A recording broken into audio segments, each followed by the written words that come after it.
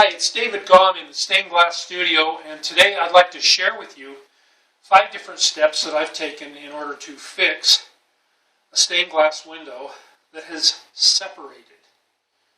Now, this is a unique problem that happens occasionally when the design wasn't built well enough to really support the weight of the glass. It doesn't happen very often, but this is pretty handy to know when you're doing it. So the first thing you're going to have to do is put that separated area back into place. And what I did here on this repair is I nailed a few blocks of wood down below my stained glass so that I could put clamps on there and ease the metal back down into the spot where it should be. Now, you got to take that slow and easy because you want there to be, the metal's got to be pulled back up against the glass, and you don't want it to stretch out again. But now on this one, we were very gentle with it, and I got a couple clamps in there to hold it in place. And didn't have any problem, didn't break anything. Everything went just exactly the way I wanted it to. And as a matter of fact, most times that I've done this type of repair, I haven't had any problems whatsoever.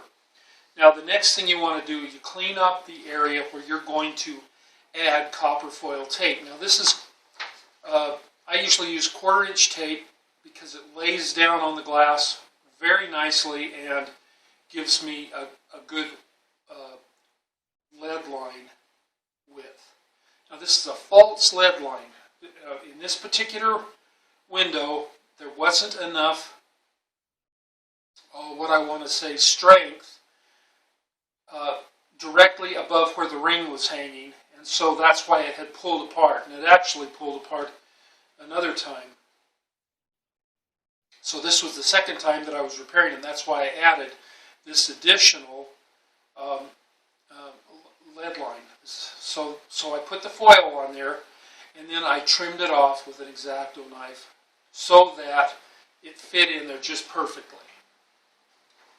Now, the third step then is to clip a piece of restrip. Now, the restrip is only about an 1/8 inch wide or maybe 3/16 wide, so it's going to be a little bit narrower than your copper foil. You want to clip that using tin snips and clip it just to the right shape. You want to get it, if there's an angle on one end, you want that angle. You want it to fit in there just perfectly so it sits right in there, and maybe bend it just slightly so that it lays nice and flat. And there you go. It'll be there, and it'll help to reinforce that false line because, a piece of copper tape isn't going to help much, but when you get that restrip on there and then you solder them together, then you're going to have a nice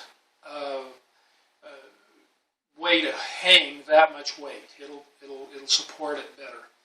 Then the fourth thing you want to do is get in there and solder that restrip in place. And so you flux each end and you solder each end so that it doesn't wiggle around.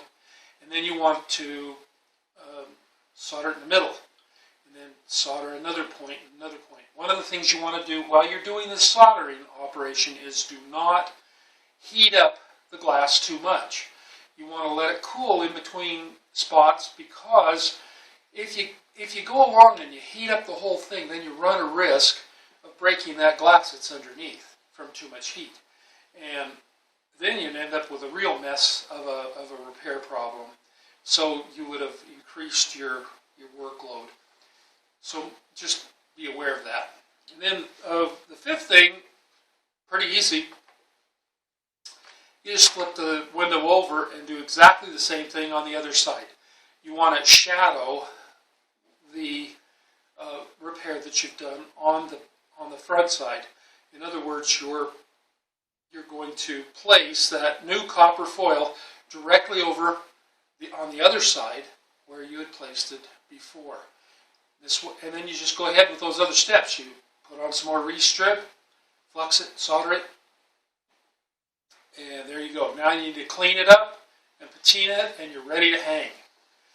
Now, when you talk to your owner, you want to probably give them instructions to use all the rings that you've provided. That is the reason that I had to repair this one 2 different times, because my owner just couldn't get into her head that she needed to use all the rings. So we provided those rings for a reason.